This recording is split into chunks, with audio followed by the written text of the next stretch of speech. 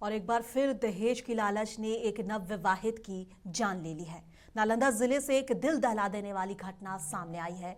थरथरी थाना क्षेत्र के मेहतरमा गांव में दहेज के लिए एक गर्भवती महिला की जलाकर हत्या कर दी गई। मृतका स्तुति कुमारी की शादी सिर्फ 9 महीने पहले हुई थी। परिजनों का आरोप है कि शादी के बाद सोने के चेन की मांग को लेकर उसे लगातार प्रताड़ित किया जा रहा था। बताया जा रहा है कि स्तुति 2 महीने की गर्भवती भी थी। पहले उसके साथ मारपीट की गई और फिर उस पर तेल डालकर जला दिया गया। वहीं पुलिस का कहना है कि मामला आत्महत्या का भी हो सकता है। पुलिस के अनुसार पति का अपनी भाभी के साथ अवैध संबंध भी था, जिसकी जानकारी मिलने के बाद स्तुति ने यह कदम उठाया है। फिलहाल पुलिस ने शव को पोस्टमार्टम के लिए भेज दिया है और पूरे मामले की गहन जांच की जा रही है। और इस मामले में कह सकते हैं कि वजह कोई भी रही हो, लेकिन एक 20 साल की लड़की जिसकी कि 9 महीने पहले शादी हुई थी, अब एक लालच कह सकते हैं या पति के एक्स्ट्रा अफेयर को लेकर आज अपनी जान गंवा बैठी है और माता पिता रो रहे हैं। पहले तो रो रहे तो कहली कौची होलो तो नहीं बतैलकै। फोन काट देलकै, फिर एने से 2-3 बार गिरी कौची होलो बेटी ससुया लड़ला तो कहल कि नहीं कोई नहीं लड़ला, जब छोड़ा न बुआ परिवार में होते रहे। कैसे मरल के बचिया के? अब बच्चे के कैसे मरल के सर गेली तो जलल पड़ल है। अब पायल उल नया पहनाइले मार के, हाँ जला दिल के जान के। अब बोर्ड जान के इतनी सनी जे वेंटिलेटर होवे न जे इतनी सन तोड़ दिल के कि उतना बच्चा पतला, उतना पतला बच्चा घुसती सर, अब कोई नहीं घुसती। खाली दिखावे कि मांग ले वही भाई हमर चैन का छलके हम जो कहीं का दिल के गच्चे गच्छी वाला काम बेकार। आपकी बच्ची एक्सपायर कर गई है, जाके मिली तो हम गए, हम लोग सब गए, वहाँ गए तो हम देखे कि मेरी बच्ची का लाश जला हुआ पड़ा हुआ है। क्या लग रहा है घटना के? हमको घटना के बारे में लग रहा है कि उसको जलाकर मार दिया गया, जिंदा जलाकर मार दिया गया। कौन लोग हैं? उसकी ससुर, उसकी सास, उसके पति और उसका देवर। तो विवाद था क्या? हाँ विवाद था, वो घर बना रहे थे, हम लोग एक सिकड़ी गच्छे थे। अच्छा, वही मांग। हाँ वही मांग रहा था, सिकड़ी का पैसा 2,26,000 हम लोग से डिमांड था, घर बना रहा था। नहीं दिए तो घटना हो गई। हाँ नहीं दिया तो हम लोग को 22 तारीख के हमारी बच्ची के साथ अच्छी मारपीट भी हुई है, जिसका उसका मोबाइल में वीडियो भी था, जिसको मैडम डीएसपी मैडम उसको देखे भी है। उम्र करीब 20 वर्ष, पति मणिकांत कुमार को उनके ससुराल पक्ष द्वारा आग लगाकर हत्या कर दिया गया है। तो परिजन को सूचना जब थाना को दिया गया तो थाना ने घटनास्थल पर पहुंच के क्राइम सीन को सिक्योर करते हुए एफएसएल की टीम को सूचना दी है। एफएसएल की टीम को बुलाया जा रहा है, बॉडी को पोस्टमार्टम के लिए भेजा जा रहा है। बाकी परिजन में उनके बच्ची के पिताजी के द्वारा आवेदन प्राप्त कर अग्रतर कार्रवाई की जा रही है। और बिहार के जहानाबाद जिले के गांधी स्मारक इंटर विद्यालय के खेल मैदान में आज 7 दिवसीय फुटबॉल टूर्नामेंट का भव्य शुभारंभ हुआ।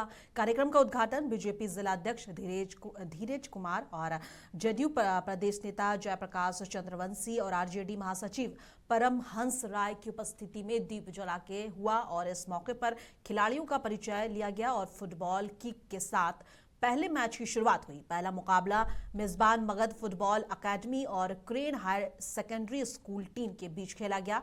मध्यांतर के पहले 16वें मिनट में अकादमी ने कप्तान सोनका ने गोल कर टीम को बढ़त दिलाई और टीम ने जीत के साथ सेमीफाइनल में प्रवेश कर लिया। कार्यक्रम का संचालन आयोजित समिति के सचिव राजीव कुमार रंजन ने किया। दर्शकों ने मैच का भरपूर आनंद लिया और अगले मैच की प्रतीक्षा में उत्साह देखा गया।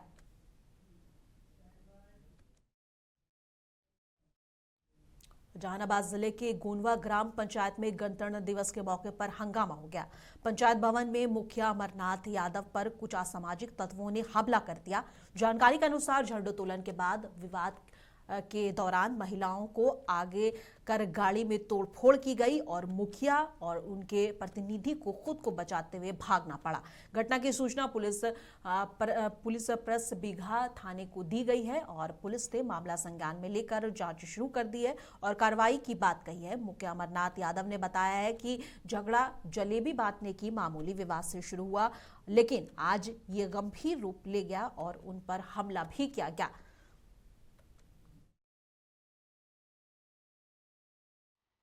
गया था गणतंत्र दिवस के अवसर पर बिहार सरकार भवन गोनमा झंडा फहरा दिए। प्रसाद वितरण के लिए हम बोले कि सब आप लोग शांति से बैठ जाइए और प्रसाद बांट देते हैं। 1 क्विंटल जलेबी ले गए थे। कुछ उदंड टाइप के 20-25 लड़कन घुस गया अंदर और जिलेबी लेके भागने का प्रयास किया, जिसमें हमरा भी लोग गए थे झंडा फहराने के साथ। उन लोग कुछ माना किए, हाथापाई करने लगा, जिसमें बहुत बड़ा हादसा हो गया। हम पर जानलेवा हमला भी किया और हमारा गाड़ी 4 गाड़ी के शीशा तोड़ दिया। क्या नाम हुआ मुकेश, कहाँ की घटना है? बिहार सरकार भवन गोनमा। और पूर्व कांग्रेसी नेता शकील अहमद की राहुल गांधी पर हालिया बयान से बिहार में सियासी हलचल तेज हो गई है, जिसके बाद उनके खिलाफ धमकियां और पुतला दहन की घटनाएं सामने आई हैं। इस पूरे मामले पर बयानबाजी का दौर भी शुरू हो गया है। सभी पक्ष के नेता इस पर बयान दे रहे हैं। इसी कतार में एक और बयान सामने आया है।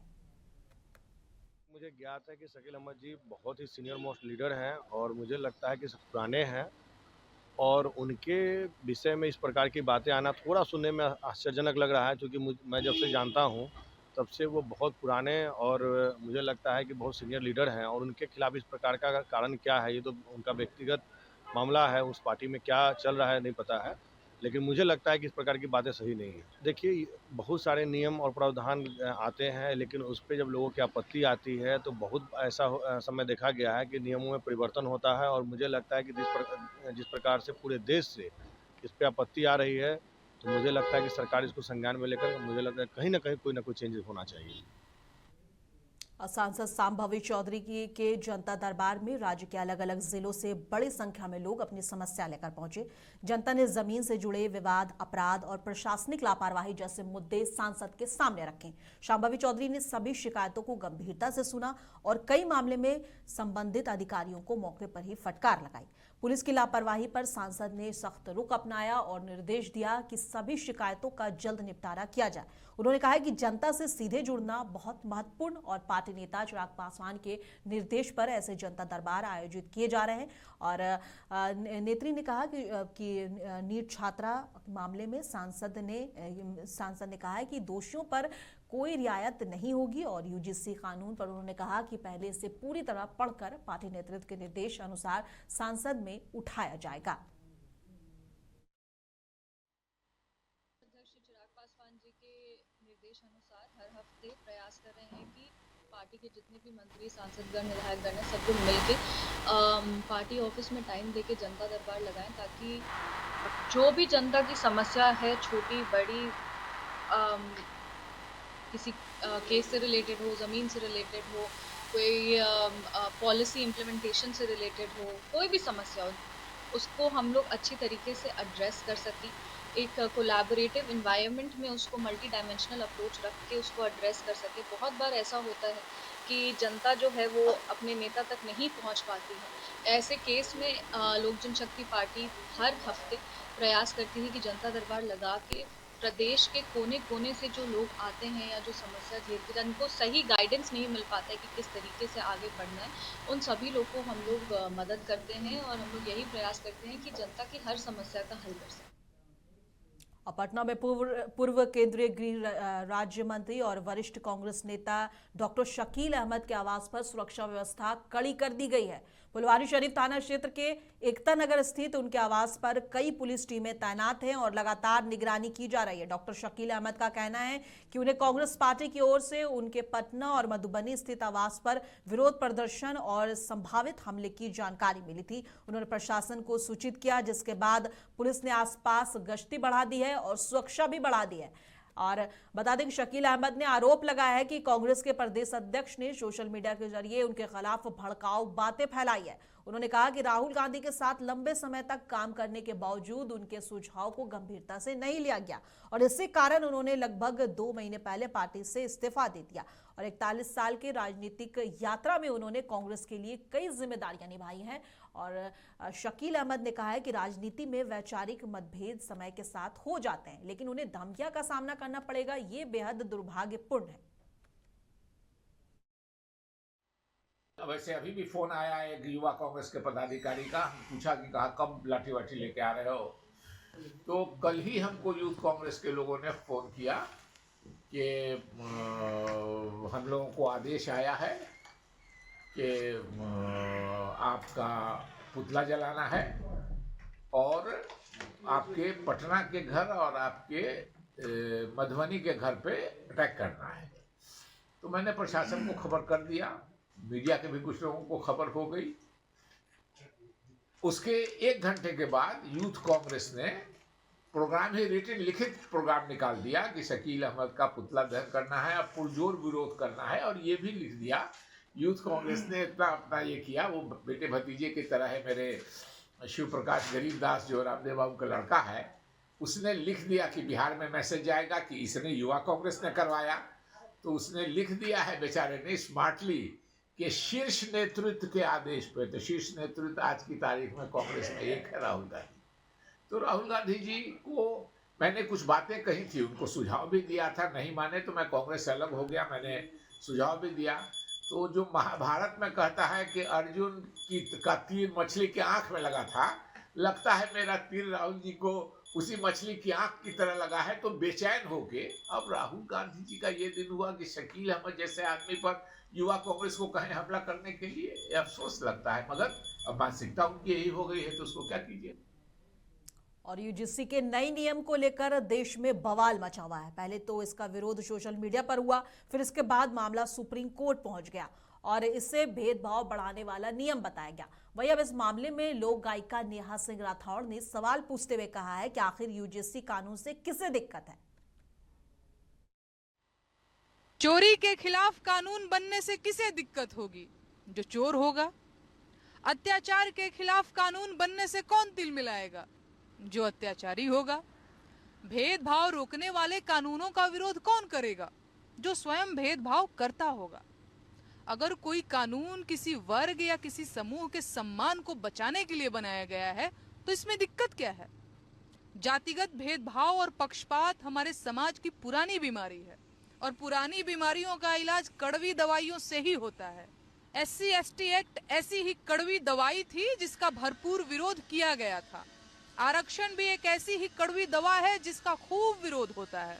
लेकिन मेरा यकीन कीजिए, कड़वी दवाइयों ने समाज की सेहत में सुधार ही किया है। कहीं कुछ लोग इस वजह से तो नाराज नहीं है कि वो अब दूसरों को अपमानित नहीं कर पाएंगे? कहीं उन्हें ये तो नहीं लग रहा है कि उनका ये अवैध विशेषाधिकार छीनने वाला है? देश का संविधान समानता के बुनियादी सिद्धांत पर टिका है, लेकिन क्या इस देश का हर नागरिक बराबर सम्मान पाता है? दरअसल नहीं। बीते तमाम सालों में ले देकर एक काम तो ढंग का हुआ है और कुछ लोग इसका भी विरोध करने लग गए। और आरजेडी के अंदर एक बार फिर नेतृत्व, संगठन और चुनावी प्रदर्शन को लेकर असंतोष खुलकर सामने आने लगा है। जी हां, हालिया संपन्न विधानसभा चुनाव के नतीजों के बाद पार्टी की मौजूदा स्थिति पर सवाल उठाए जा रहे हैं। रोहिणी आचार्य ने एक बार फिर तेजस्वी यादव पर सवाल उठाए हैं। उन्होंने कहा है कि चुनावी परिणाम खुद ये बता रहे हैं कि लालू जी और पार्टी के लिए किसने क्या किया। रोहिणी ने कहा है कि चंद घटिया लोगों को लालू जी के नजरअंदाज कर सर्वे बना दिया गया है। उन लोगों ने पार्टी के लिए क्या किया, उन्होंने सवाल किया। उसके बाद रोहिणी आचार्य ने कहा कि जिन लोगों को पार्टी में अहम जिम्मेदारियां सौंपी गई हैं, उन्होंने अपना तथाकथित आयतित गुरुओं और उनके करीबियों के साथ मिलकर दशकों से पार्टी के लिए संघर्ष कर रहे संपत्ति और लालूवादियों के योगदान को नजरअंदाज कर दिया। उनका कहना है कि इन फैसलों ने पार्टी को मजबूत करने के बजाय उससे बर्बादी की कगार पर लाकर खड़ा कर दिया है।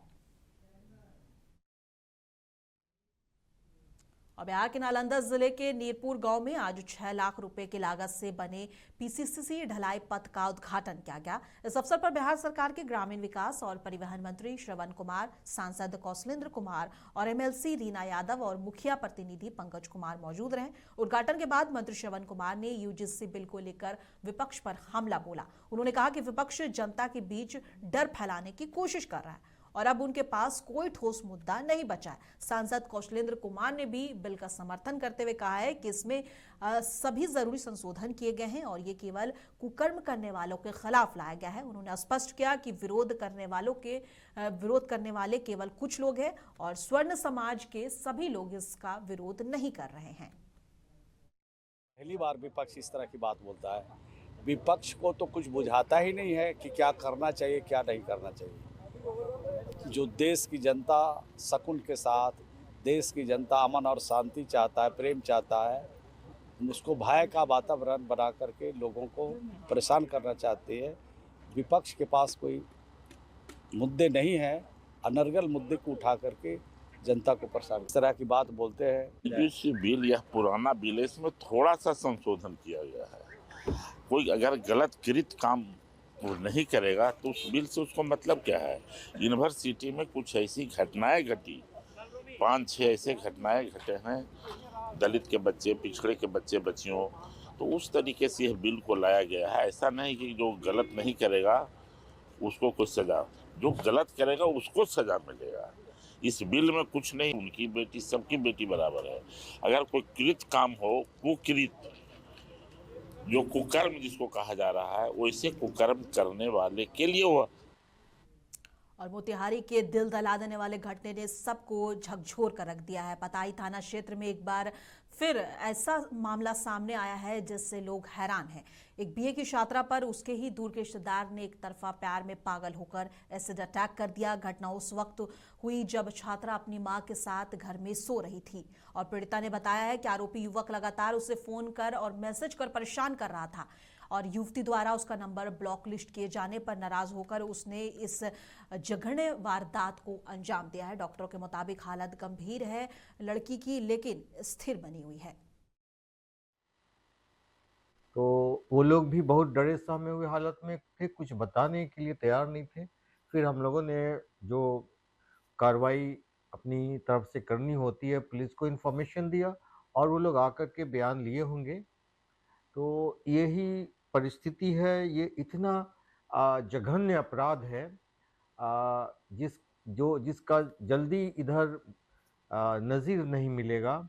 बहुत दिनों बाद इस तरह की बात इधर सुनने में आई है और हम तो प्रशासन से और जो भी न्याय संगत जो लोग हैं उनसे ये कहेंगे कि इस पर सख्त कार्रवाई हो, उस बच्ची के साथ इंसाफ हो, उसका दवा का खर्च इलाज का होना चाहिए